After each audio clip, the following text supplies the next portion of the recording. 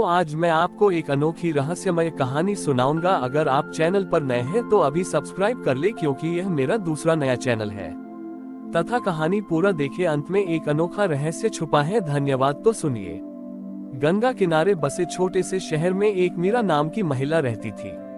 मीरा का विवाह हाल ही में हुआ था। ससुराल में यह उसका पहला करवा चौथ था। उसका पति अर्नव शहर से दूर एक इंजीनियरिंग प्रोजेक्ट पर काम कर रहा था और करवा चौथ की सुबह तक उसके वापस आने की कोई उम्मीद नहीं थी। मीरा ने कभी सोचा भी नहीं था कि उसका पहला व्रत ऐसे अकेला गुजरेगा। वह जानती थी कि व्रत का विधान पति की लंबी उम्र के लिए होता है, लेकिन उसके मन में ये टीस थी कि जिस पति के लिए वह ये कठिन व्रत रख रही है, वह उसकी थाली में चांद के साथ नहीं होगा। शाम को जब सभी सासू माँ, नंदे और पड़ोस की स्त्रियां सज धजकर छत पर पूजा की तैयारी कर रही थी, तब मीरा ने खुद को कमरे में बंद कर लिया। उसने सोचा कि वह केवल चांद को देखकर अर्घ्य देगी और पूजा के बाकी वेद आना छोड़ देगी। सासू माँ ने दरवाजा खटखटाया। मीरा, यह व्रत मन का होता है बेटा। अर्नव का प्यार तुम्हारे साथ है। आओ, पूजा शुरू होने वाली है। मीरा हिचकिचाते हुए छत पर गई। आसमान में चांद निकल आया था, गोलाकार, सुनहरा और बिल्कुल शांत। मीरा ने अपनी थाली उठाई जिसमें एक मिट्टी का करवा रखा था। तभी उसकी नजर पर सकी एक वृद्ध महिला दादी कमला पर पड़ी, जो हमेशा खुश रहती थी। दादी कमला की पूजा की थाली में करवा नहीं था। मीरा ने जिज्ञासा से पूछा, दादी, आपका करवा कहाँ है? दादी कमला मुस्कुराई। उनके चेहरे पर हल्की झुर्रियां थीं, पर आंखें चमक रही थीं। बेटा, उन्होंने धीमी प्यार भरी आवाज में कहा, मेरा पति माँ छोटे मुझे 20 साल पहले छोड़कर चले गए थे। मेरा करवा अब टूट चुका है। ये सुनकर मीरा को असहज महसूस हुआ। वह सोचने लगी कि अगर करवा ही नहीं है तो दादी किस लिए पूजा कर रही है। दादी कमला ने मीरा के मन की बात पढ़ ली। मीरा, यह व्रत पति की उपस्थिति का नहीं, बल्कि तुम्हारे और तुम्हारे पति के बीच के बंधन का है। मैं नव की माँ को कई साल से देख रही हूँ, वह हमेशा व्रत रखती है। आज तुम्हारा पहला व्रत है। मैंने सोचा कि आज मैं व्रत रखकर तुम्हारी पूजा में शामिल होकर उस नए रिश्ते को आशीर्वाद दूंगी जो तुम दोनों ने शुरू किया है।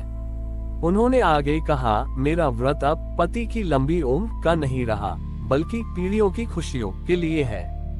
मेरा प्रेम अब केवल मेरे पति तक सीमित नहीं रहा, बल्कि मेरे पूरे परिवार तक फैल गया है।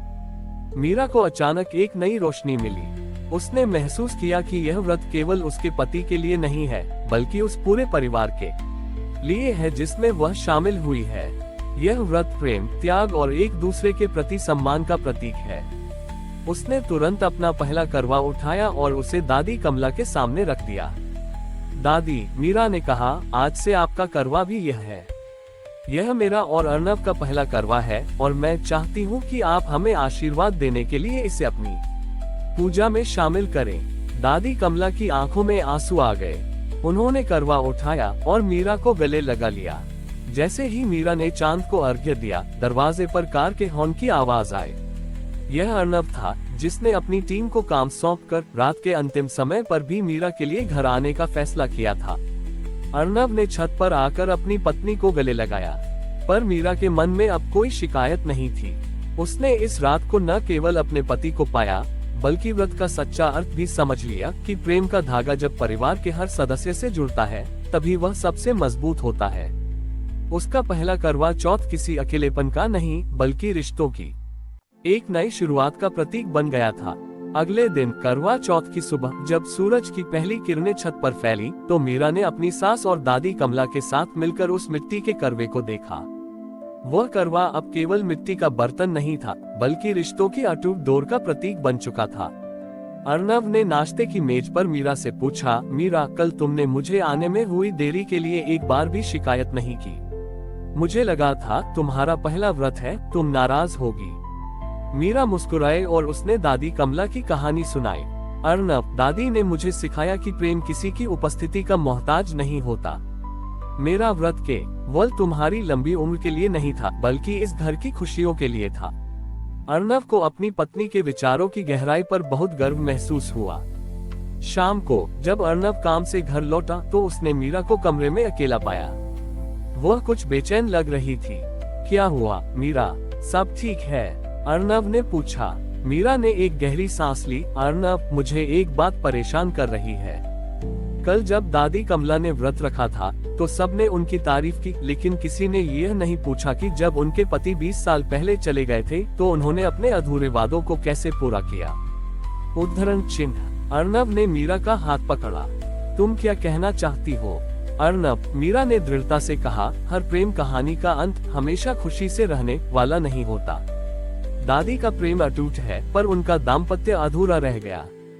वह करवा जो उन्होंने पूजा में रखा था वह दिखाता है कि उन्होंने अपने प्रेम को तो पूरा कर लिया, पर शायद एक पत्नी के रूप में उनके कुछ सपने अधूरे रह गए होंगे।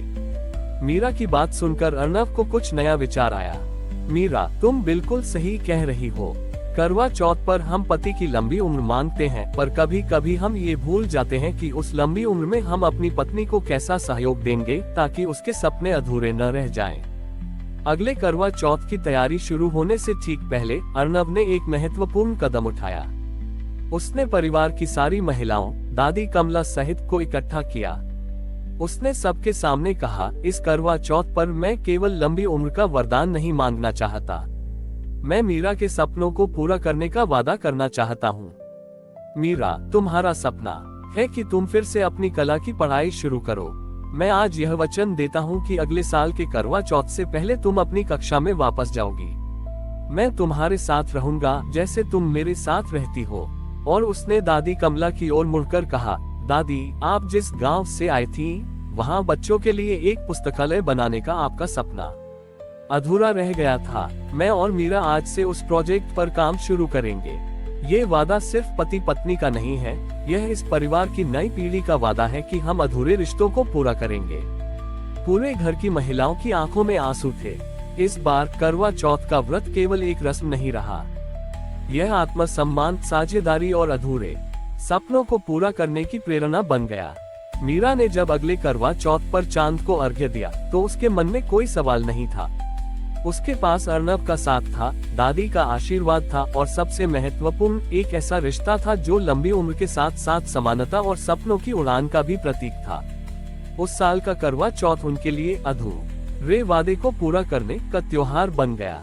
अर्नव के वादे के बाद घर में एक नई ऊर्जा का संचार हुआ। दादी कमला के गांव में पुस्तकालय बनाने का प्रोजेक्ट अब परिवार का साझा सपना बन चुका था। मीरा, जो अब अपनी कला की पढ़ाई फिर से शुरू करने की तैयारी कर रही थी, उसने पुस्तकालय के डिजाइन और इंटीरियर की जिम्मेदारी ली। अर्नव ने गांव में जमीन और फंड जुटाने का काम संभाला। इस काम में उनकी सास और ससुर ने भी दिल खोलकर सहयोग किया। इस दौरान मीरा और अर्नव के बीच का रिश्ता और भी गहरा हो गया। वे अब केवल एक दूसरे के जीवन साथी नहीं थे, बल्कि एक दूसरे के सपनों के साझेदार बन गए थे। पहला सार्थक करवा चौथ। ठीक एक साल बाद अगला करवा चौथ आया। यह मीरा के लिए बहुत खास था। वह न केवल कॉलेज वापस जा चुकी थी, बल्कि दादी कमला के गांव में पुस्तकालय का निर्माण भी लगभग पूरा हो चुका था। परिवार ने फैसला किया कि इस साल की पूजा गांव के उसी नए पुस्तकालय की छत पर की जाएगी। शाम को गांव की सभी सुहागिनें और परिवार के सदस्य पुस्तकालय की छत पर जमा हुए। छत पर रखी हर मिट्टी की दिया केवल उजाला नहीं कर रही थी, बल्कि उस ज्ञान की रोशनी का प्रतीक थी जो ये पुस्तकालय अब गांव को देगा। जब चांद निकला तो मीरा ने अपनी थाली उठाई। उसमें उनका अपना करवा तो था ही, लेकिन इस बार दादी कमला की थाली में एक अलग ही करवा था। ये करवा मिट्टी का नहीं, बल्कि लकड़ी का नक्काशीदार बॉक्स था, जिसमें गांव के बच्चों के लिए उनकी सबसे पहली कुछ किताबें रखी थी। ये पुस्तकालय का पहला करवा था। पूजा के बाद जब अर्नव ने मीरा को पानी पिलाया तो मीरा ने झुककर अर्नव के पैर छूने की जगह अर्नव का हाथ थामकर मुस्कुराते हुए कहा, आपका साथ पाकर ही मेरे सपने पूरे हो पाए हैं। फिर अर्नव ने सबसे पहले दादी कमला को पानी पिलाया। उन्होंने न केवल उनके हाथ से जल पिया, बल्कि पुस्तकालय के उस लकड़ी के बॉक्स पर वे को छुआ और कहा, आज मेरा अधूरा सपना पूरा हुआ बेटा। ये प्रेम केवल पति तक नहीं, पीढ़ियों तक फैलता है। अगले दिन उन्होंने औपचारिक रूप से ज्ञानोदय पुस्तकालय का उद्घाटन किया। उद्घाटन के बाद दादी कमला ने मीरा के कान में फुसफुसाते हुए कहा, मीरा, करवा चौथ केवल लंबी आयु का व्रत नहीं है, यह एक संकल्प है। संकल्प की जब तक जीवन है तुम और अर्नब एक दूसरे के साथ मिलकर न केवल अपने बल्कि समाज के भी अधूरे सपनों को पूरा करोगे। और इस तरह उस दिन से उनके परिवार में एक नई करवा चौथ परंपरा शुरू हुई। हर साल करवा चौथ पर वे एक दूसरे को केवल लंबी उम्र का नहीं बल्कि अपने और दूसरों के एक अधूरे सपने को मिलकर पूरा करने का वचन देते थे। उनका करवा चौथ अब केवल सुहाग का नहीं बल्कि साझेदारी और सामाजिक जिम्मेदारी का त्योहार बन गया था। हमारी और भी आध्यात्मिक एवं अनोखी कहानियां देखने के लिए हमारे चैनल पर जाएं तथा धार्मिक एवं पौराणिक अनोखी कहानियां हमारे चैनल पर है। कृपया जाके देखें तथा हमारे चैनल को सब्सक्राइब करके रखें और वीडियो लाइक जरूर करें। धन्यवाद।